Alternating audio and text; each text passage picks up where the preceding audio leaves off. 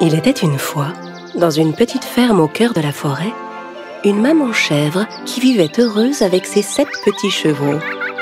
Les 7 chevreaux étaient tous adorables, on aurait dit de petites peluches. « Cher petit, je vais dans la forêt. N'ouvrez la porte à personne. » Si le loup parvenait à entrer, il ne ferait de vous qu'une bouchée. Il est très rusé. Il est capable de prendre toutes sortes de déguisements pour vous tromper. Alors, comment est-ce qu'on va le reconnaître?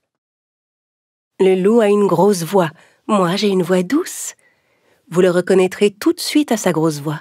Ah, encore autre chose. Les pattes du loup sont noires. Les miennes sont blanches. Vous pouvez le reconnaître à ses pattes. Ne t'en fais pas, maman. On sait se protéger, tu sais. Tu peux compter sur nous, maman. La mère embrassa chacun de ses petits et partit dans les bois. Mais le loup les avait épiés de loin.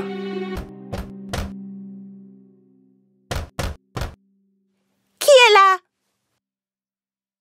Ouvrez la porte, mes petits. C'est votre maman, je vous rapporte de la bonne nourriture. Mais les chevreaux reconnurent immédiatement la grosse voix du loup.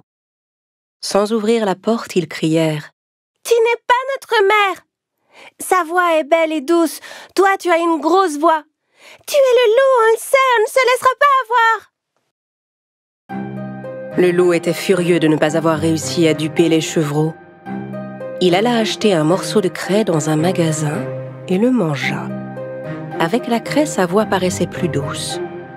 Il retourna à la maison des chèvres et frappa à la porte. Cette fois, le loup parla de sa plus douce voix. « Mes chers petits, ouvrez la porte, c'est moi, votre maman. Je rapporte de la forêt de la bonne nourriture pour vous tous. » En entendant la voix adoucie du loup, les petits chevreaux pensèrent qu'il s'agissait bien de leur mère cette fois-ci. Mais avant d'ouvrir la porte, l'un d'entre eux cria: « Non, attendez, regardons d'abord ses pattes sous la porte. » Évidemment, quand les petits regardèrent sous la porte, ils virent les grosses pattes noires du loup. Ils s'écrièrent à nouveau sans ouvrir: « On ne t'ouvrira pas la porte. Les pattes de notre mère ne sont pas noires comme les tiennes. Elles sont blanches. Tu es le méchant loup. » Encore plus en colère, le loup s'éloigna. Cette fois, il se rendit à la boulangerie. Le boulanger fut très surpris de voir le loup arriver chez lui. « Eh oui, je suis devenu végétarien. Désormais, je mange des pâtisseries. Vous auriez un peu de farine, s'il vous plaît ?» Le loup sortit de la boulangerie avec un sac de farine sous le bras. Quand il arriva près de la maison, il ouvrit le sac et versa la farine sur ses pattes. Ses pattes étaient maintenant toutes blanches. Le loup rusé vint frapper à la porte pour la 3e fois. « Mes chers petits, ouvrez la porte, c'est votre maman. Je rapporte de la forêt de la bonne nourriture pour vous. » « Montre-nous d'abord tes pattes, pour qu'on sache si tu es notre mère. » Le loup montra ses pattes couvertes de farine. Voyant les pattes toutes blanches, les chevreaux pensèrent que c'était leur mère et ouvrirent la porte. Et que virent-ils alors? Le loup se tenait là, juste devant eux. Les pauvres chevreaux ne savaient plus quoi faire. Ils se mirent à courir dans tous les sens en hurlant. Ah!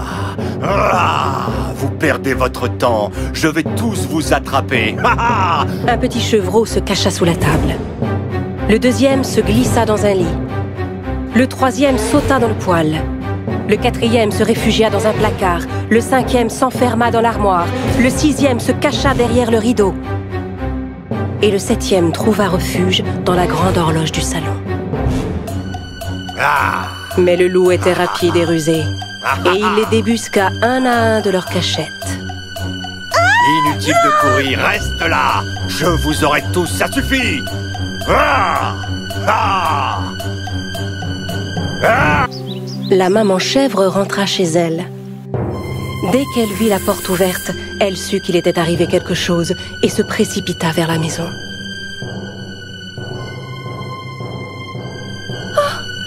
Mes chevreaux! Oh! En entrant dans la maison, elle fut prise d'un choc. Les tables et les chaises étaient renversées, les rideaux arrachés, les lits sans dessus-dessous, les draps et les oreillers traînaient par terre. La mère chercha ses petits chevreaux partout, mais n'en trouva aucun. Alors elle commença à les appeler un par un. Aucun ne répondait. Quand elle appela enfin le dernier nom, elle entendit répondre une toute petite voix. « Je suis là, dans l'horloge de grand-père !» La chèvre se précipita sur l'horloge de grand-père et délivra son petit. La maman serra son chevreau contre elle. Le petit lui raconta toute l'histoire en pleurant. Le loup est venu déguisé, on a cru que c'était toi, alors on a ouvert la porte. Le loup a dévoré tous mes frères et sœurs.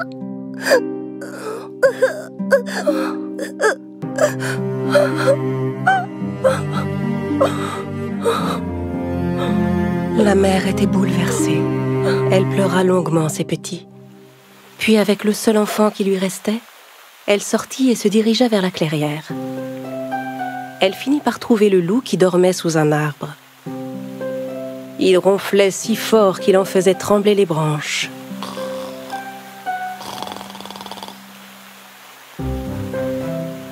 La chèvre observa le loup un instant. Elle remarqua que quelque chose bougeait à l'intérieur de son ventre. « Oh, mais est-ce que mes petits pourraient être encore en vie ?» Soudain, elle eut une idée. Pendant que le petit filait à la maison, la mère ramassa par terre 6 gros cailloux. Un instant plus tard, le petit revint avec du fil, une aiguille et une grande paire de ciseaux. Avec les ciseaux, la chèvre ouvrit le ventre du loup. Aussitôt, elle vit apparaître un de ses petits, bientôt suivi par les 5 autres. Ils étaient tous sains et saufs. La maman avait enfin retrouvé la joie, et les petits se serrèrent contre elle avec bonheur.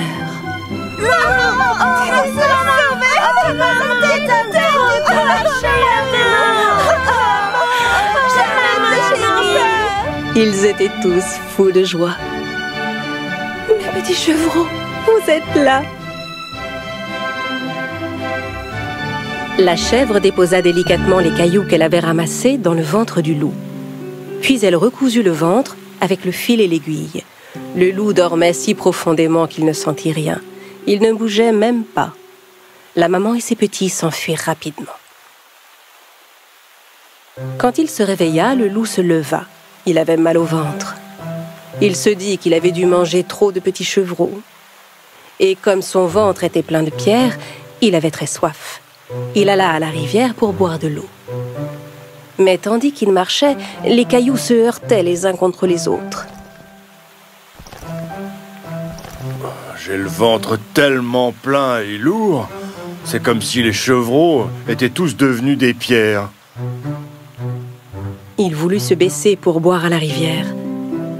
Mais les pierres étaient tellement lourdes qu'il perdit l'équilibre et tomba dans l'eau.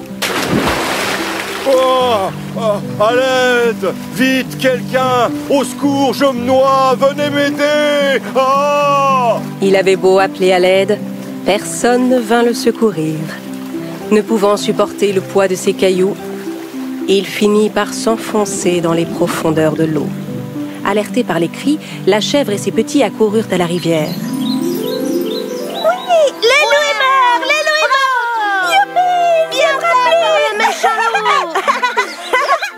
Main dans la main, ils se mirent à sauter et à danser tous ensemble.